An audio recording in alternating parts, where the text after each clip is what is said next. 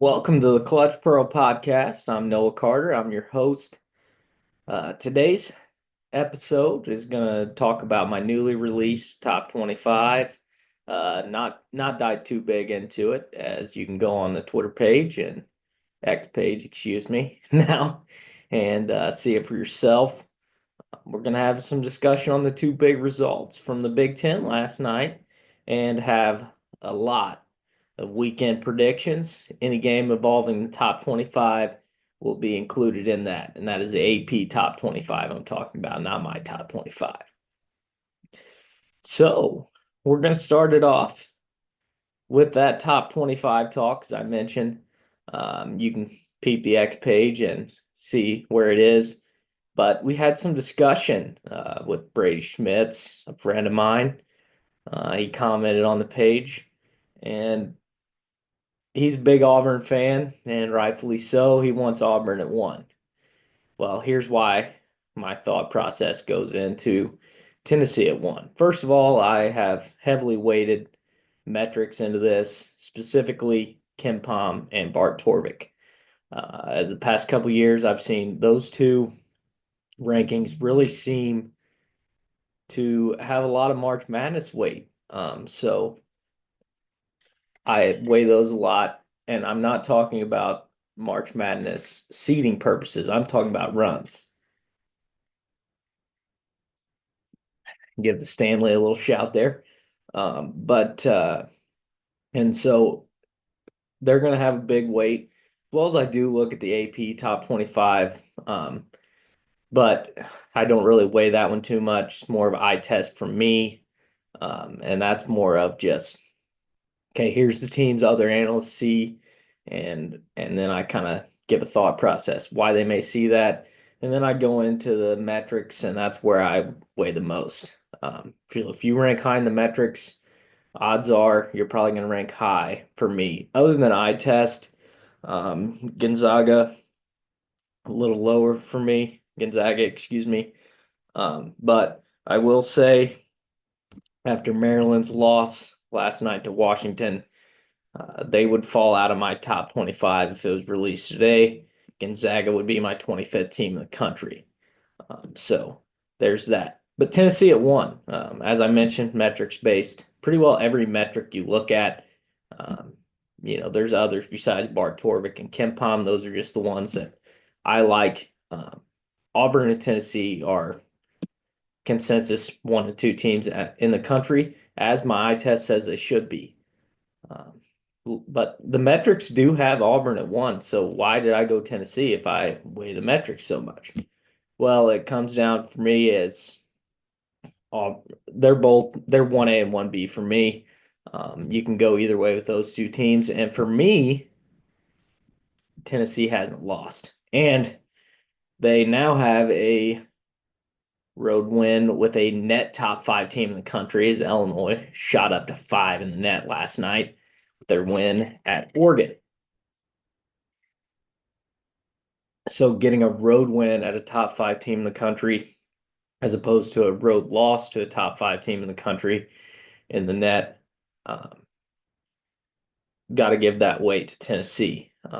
And I know that was before last night's results happened, but I mean, it was still a top five or top 10 in my rankings, as I had Illinois at nine. And so why Illinois at nine? That was the other question prior to the Oregon game. Well, plain and simple, my eye test said so. Um, Metrics say so, and my eye test says that's the top 10 team in the country. And all Oregon did, the Oregon game did last night was reiter that. We'll get into it a little later, but they 30 balled Oregon at Oregon in Eugene, and the crowd was a little disappointment as I'll get into later. But plain and simple, you go to Dana Altman's house and 30 ball him, that's never been done before. So uh, I think they showed why, and I don't need to really talk about that much. But as I mentioned, the metrics love the Illini. Uh, I am an Illini fan, so that could play a part. But eye test says so for me. So number nine team they were. And if I was doing in the rankings today, they would shoot up. after that win last night as well in my rankings. So let's talk about some last night results. But I know my Illinois results are going to be more, as that's going to be kind of my flying Illini segment. I'm going to merge those together. But first, we're going to talk about Washington upsetting Maryland and Seattle. Uh, no analyst predicted this. No analyst projected this. I personally saw it as a possibility. Here's why. Great Osibor, who did have a fantastic game last night, matched up really well with Derek Queen. Now, obviously, Julian Reese um, is a very separate part of that. Maryland having two bigs, that helps them. But plain and simple, Derek Queen is Maryland's guy. I know Jacoby Gillespie is a good guard, and he didn't have a good game last night, but to me, that squad comes down to Derek Queen, because Julian Reese is always going to get his 20, and he had 22 last night, 7 rebounds. But, Jacoby Gillespie, 18 minutes. Derek Queen, 17 minutes. Total fouls with those guys. Gillespie fouled out. Queen had 4. So they were in foul trouble all night. Gillespie also had 3 turnovers to just 2 assists. Queen had 1 turnover to no assists, but Queen 4 points, Gillespie 1 point. Uh, and Queen's the big one for me. They can get by with their guards not scoring as much, still winning games. But if Derek Queen only has 4 points and 1 rebound in 17 minutes with 4 fouls and foul trouble all night, they're not going to win many games. It's kind of the same concept as Rutgers losing last night without Dylan Harper. Fresh, their freshman stars. Yes, Rutgers does have Ace Bailey, but and that's another conversation for another day. But Ace Bailey without Dylan Harper, it's a moot point because they don't have any guys around those guys. Um, Rutgers needs both those guys there to be good, and the same can be said about Maryland. If one of Julian Reese or Derek Queen doesn't show up, and Jacoby Gillespie also doesn't show up, they're in trouble because they have 3 players, and they're their 3.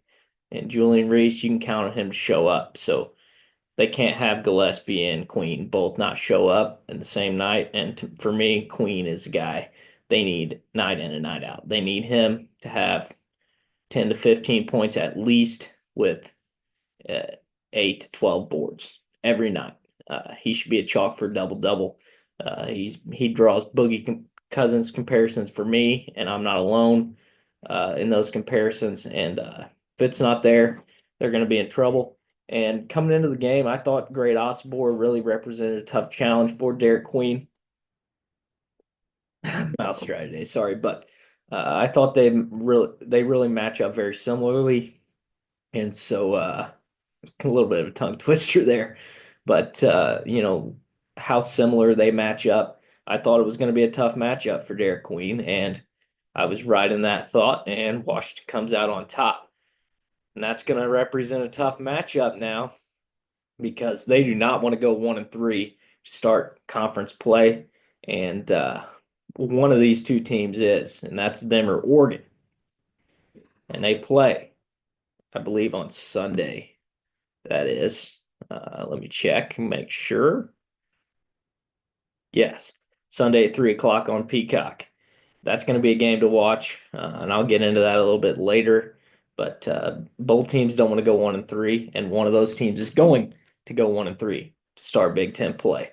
It's not where you want to be, and after Illinois' drubbing of Oregon last night, um, that's going to happen. So let's talk about that Illinois game. Coming into the game, I watched the Sleepers media preview. It was Dion and Cart on that one. And Dion said, and Cart said, please don't say it. Benham Rickhouse was key to that game. One of him or Will Riley had to get going, and they really needed it to be Benham Rickhouse. And all season long, Coach Underwood has stood by Benham Rickhouse in the starting lineups. even with his struggles. And he kept saying, "Don't forget, you know, took Marcus Damas a semester to get going." And he said it again in the post game, and that's because Benham Rickhouse had 18 points last night on 7-11 shooting, 4-7 from three. And the thing I like most about Rickhouse last night, and I believe he truly was the key to the game, because Boswell was 15. He's proven recently that's going to be uh, consistent. Trey White with 20 and 11. Huge game from him, but it doesn't really get talked about because he's been doing that a lot lately. Um, Yakashonis, 16, 6, and 6. And he had zero in the first half. He was in foul trouble. Um, Another great game from him. But the key was Ben Brickhouse with 18. Lately, we hadn't been getting a lot from him. Really, all year, we haven't really got a lot from him since the Arkansas game. So seeing that was huge. And I think the big thing for me is that he attacked the rim some. I think when he was struggling shooting, he was really trying to force feed it from three. And I think this winter break has been good for him in practice. I think it showed. I think Coach Underwood is telling him keep shooting, but I think they showed him some film of Marcus Damas last year. And that was when Damas really started attacking the rim, playing a little booty ball there in the second semester. Really, it started with the Mizzou game last year, but as Underwood mentioned in his post game. But, when he started doing that, attacking the rim a little bit, it really opened up the 3-point line for Damask, and that's when he started having big scoring nights. And that's what Rickhouse did. So if he continues to do that and continues to open the 3-point line from him, and I think if he gets it going inside, he's going to start getting it going outside as well as he did last night. And watch out for this Illinois team because they have a top 10 defense in the country, and they just hung up 109 points on Dana Altman at Oregon, which has not been done against Dana Altman since he's been at Oregon. So, and even taking it back to his days at Creighton, that just didn't get done to them. So, you know, watch out for this team. I, I think they're really starting to find their groove and find their roles. And Will Riley only had five last night, 2 of 5 shooting, 1 of 3 from three, but his shot's starting to look better again. And if he gets that three going, this Illinois team is going to be unbelievable. I mean, they play 9 guys every night, 9 guys at least 10 minutes, and that's going to be consistent. Jake Davis, career Jake Davis game off the bench, 12 points, 3 rebounds, and Underwood said after the game, he's like, "I'm going to keep playing Jake Davis because he does everything I ask for him. He's great in practice. Uh, you know, I ask him to crash the boards, he crashes the boards, and." It showed he got 3 rebounds. I believe all 3 of them were offensive and got stickbacks on him. And then he shoots the lights out. He's basically what Illinois hoped Luke Goody would be, and really Luke Goody probably would have been that guy if not for that injury. He was never the same after that ankle injury. Dre Gibbs Lawhorn, we saw a lot from him, and we've really been seeing a lot from him the last 2 weeks, excuse me. But Merez Johnson continued to do the same thing, just blocks, rebounds, great defensively, stuff that doesn't show up in the box score. So the teams win when they go 8, 9 guys deep and do it with good play. It's important you don't have a fall off, and they didn't have a fall off. That was my one question for Illinois coming to this game. You compare back and forth. Illinois really had the better players throughout the starting five. Uh, Questions with Jackson Shellstad maybe compared to Kylan Boswell, but other than that, really had the better players starting five. So the question was, what would they get from their bench? Because Oregon is very deep. They get a lot from a lot of different guys and don't really have much fall off. Well, the bench is what got the Illini going, and really what had the Illini, excuse me, up 7.5. And if Brad Underwood gets that from his bench, good luck beating this team in Big Ten play. I know they lost to Northwestern at Northwestern. They always struggle there. Don't really know why, but they do. And so I think the Illini are the team to beat, and that's all I'll say for that. So, lastly, we're going to dive into the weekend predictions. Home team will be listed second, and truthfully, I literally just listed out every game this weekend, Friday, Saturday, Sunday, that has a top 25 team involved in it. There are other great games too, but I mean, there's 22 games to get through. I didn't make predictions beforehand, so I'm literally going to look at the list, go through, get my prediction, maybe a 1, 2 sentence explanation as to why. So Friday slate, there's only two games of this. They're good ones. Michigan State at Ohio State. I actually am taking Ohio State in this one. Ohio State's usually good at home, and they're a different team with Aaron Bradshaw. They have that post presence. That was in the last episode I talked about. That was my question with them, and why I really struggled to buy into that team was we didn't know when Bradshaw was going to be back. Well, he's back. They beat Kentucky, and I think they're going to beat Michigan State, who I should add is a very, very good team. Jeremy Fears really is the guy that they were missing, and it hurt them last year that they didn't have him. Um, Having him is huge, and this Michigan State team's good. And don't be surprised if they do get a road win um, in Columbus, but I'm taking Ohio State there. Creighton Marquette is the other one. I'm going to take Marquette, take care of business at home. I think they're the best team in the Big East. I think that's very clear at this point. At least right now, they're the best team in the Big East. Not saying it will stay the same. Creighton has had some struggles recently, not having Pop Isaacs to guard Cam Jones is going to be very troublesome for them. I think Cam Jones might go for 30. Ben Gold has been really, really good for them recently. And yeah, I'm going to take Marquette there. Saturday slate. Florida, Kentucky. Tipping off at 10 a.m. Central Time, 11 a.m. Eastern. Love those early games. Gives me something to watch when I wake up on Sunday morning. And or Saturday morning, excuse me, not Sunday. But I'm going to take Kentucky here. They're at home. They're definitely better at Rupp. I do have some questions about this team, and but I have more questions about Florida. Yes, they're undefeated, but I really need to see more from this team. If they go into Rupp and win, I'll buy in. But if they lose and lose handily, like I think they might, uh, they'll probably fall in my rankings quite a bit once they finally lost.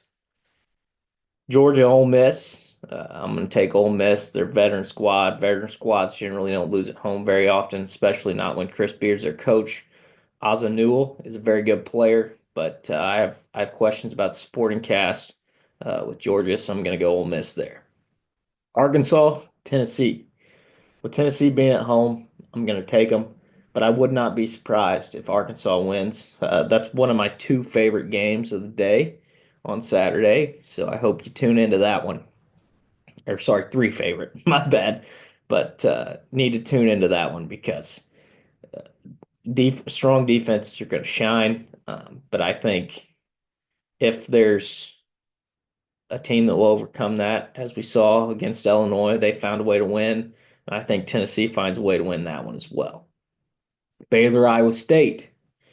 Unfortunately, I believe those games are at the same time, so I might have two TVs on uh, going on for that one. But oh, sorry, 12 and 1. So yeah, they will partially be on at the same time, but we'll get to watch a half of Arkansas, Tennessee, and if it's not much of a game, we'll get to move it over. But I think it will be. Both defenses are great. But Baylor, Iowa State, uh, I'm going to take Iowa State in that one, and I actually don't think it's going to be as close as you think it should be with two top ranked teams. Iowa State at home, it's very tough. It's also a very veteran team. Iowa State's good, man. And yeah, Iowa State on CBS. The next game is on ESPN Plus. Yuck. We got to stop with that crap. But BYU Houston. I'm going to take Houston there. It's at Houston, and Yegor's good, but I have questions with his supporting cast. South Carolina, Mississippi State.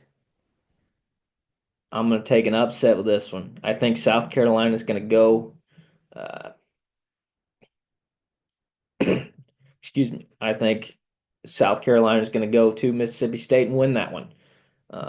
I think they're a very good squad. I think they're underrated, and I think this is a situation where I think they're just going to want it more than Mississippi State. I think Mississippi State is going to see South Carolina as one of the worst teams in the SEC, and they're going to kind of look over them a little bit, look past them. And I think South Carolina is going to go in and steal one. Colin Murray Boyles, Nick Pringle. It's a very underrated squad in the SEC, and I think they're going to find a way to win. UCLA, Nebraska. I think UCLA is going to come into Nebraska and possibly steamroll them out of their own gym. I just think UCLA is a way better team, and I think it's too much for Nebraska to overcome, even at home. Duke SMU, it's kind of the same situation. SMU has been a pleasant surprise, only two losses on the year, but Duke's just too good. Duke's top two team in the country, or sorry, not top two, top three team in the country. but and it's just going to be too much for SMU to overcome. Arizona, Cincinnati. I'm going to take another upset. Give me Arizona here. Caleb Love, Trey Townsend. They know they got to get Arizona going and Arizona going fast, or it'll be trouble in the Big 12 in their first season, the Big 12. So they need a win here, and I think they get it. Mizzou, Auburn. This is actually my favorite game of the day. I think it's very underrated. I don't think it's getting talked about very much. Mizzou is very, very good. They lost Illinois. They beat Kansas. Kansas is not as good as people thought coming into the year, but Kansas is still a very good team. And I know it's on the road. They haven't really had a true road game yet. This is their first one. I do think Auburn wins this game, but I think it's going to be a lot closer than people think it is. And I think it's because it's going to be two defenses just grinding it out. And I think it's going to come down to the last couple possessions. Oklahoma, Alabama. How is this game on an SEC Network Plus? It's beyond me that that game is on SEC Plus. You got undefeated Oklahoma team going to Alabama, which is probably a top five, definitely a top 10 team in the country. It's crazy to me. This game's going to be about what is Jeremy Fears or Jeremiah Fears, excuse me. Brothers getting them mixed up there. Um, we've seen him show out, but what's he going to do here with his first game? I think this is his first true game against a big time opponent. And so if he performs well, Oklahoma can stay in this one. Like what if he's actually just that good? But we're gonna find out a lot about him. We're gonna find a lot about Porter Moser's squad. But give me Alabama here at home. Texas A&M. I think I'm gonna take Texas here. It is a home game for A&M, but any of those in-state games, you're gonna have pretty, I shouldn't say neutral crowd, but it'll be pretty split. There'll be a lot of Longhorn fans in the building, and I just think Texas A&M. I've said it from the beginning. They're pretty tender. I'm not sold on this squad. I don't think they're near as good as people thought they were. Yes, they have Wade Taylor, but what's around Wade Taylor? And give me a Trey Johnson legacy game right here, and give me Texas. The last game of the Saturday slate, Gonzaga, excuse me, and Loyola Marymount. I'm not even going to spend time on this. Give me Gonzaga. Gonzaga.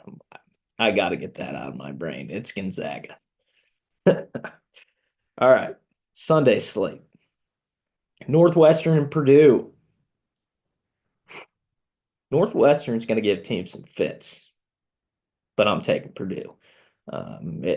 You just don't go into Mackey and win. I think you're more likely this year than when Zach Edey was there to go into Mackey and win, but They have a good booty ball scheme going on at Northwestern. They're kind of mimicking what Illinois did last year with Barnheiser and Martinelli, but I just don't think it's going to be enough to beat Purdue and Mackey. Providence, UConn. I think UConn at home takes care of business here. I don't think Providence is as good as what people thought they were going to be once Hopkins came back. Hopkins is still trying to get in his groove. He is a very good player, and they do have a shot, but give me UConn here and Dan Hurley to probably go mouthing and say how people underestimated them again, like he does after every game. Illinois at Washington. I think Illinois goes into Washington and caps off the 2-0 West Coast road trip. And I think that inserts their dominance, shows people uh, they're here to stay. And I think it should help them just shoot up dramatically in the AP poll. But you know, AP voters are, so who knows where they'll be. But I think going 2-0 in that West Coast trip is going to be crazy. But I just think Great Osobor is really going to struggle with Illinois' length, Illinois' size. Rez Johnson and Tommy Avicic are just going to be too much for Washington to handle, and they just don't have any answer for Illinois' guards. Kansas UCF. Kansas needs this game badly, and I think they're going to go to UCF and get it. Maryland, Oregon. I kind of touched on it earlier. I don't think Oregon can win this game, or Maryland can win this game, excuse me. Oregon is going to win this game pretty handily. Uh, don't ever bet against a Dana Altman team after a loss like that. They got manhandled by Illinois. Dana's not going to let that happen again. Dana's a good coach. He's a tough coach, and he doesn't accept losing like that. And he's not going to. And this is about a worst case scenario for Derek Queen in Maryland. And if you had to bet on a coach, Kevin Willard or Dana Altman, give me Dana Altman 100 times out of 100. Last slate of the Sunday game, or last game of the Sunday slate. I'm struggling today. But it's going to be North Texas, the Mean Green at Memphis. Texas is a good squad. I think they're underrated. I think they could make some noise in the American this year, but I just think Memphis is too good. Dane Danger legacy game. I'm going to say that every time that Memphis has a chance because I love Dane Danger. But yeah, either way, Haggerty, um, Hunter, uh, just too much for North Texas. That's all we've got here on the Clutch Pearl podcast today. I'm Noah Carter. Uh, Follow us on Twitter, X, like and subscribe to the video. Follow us on TikTok, and I'll see you next week.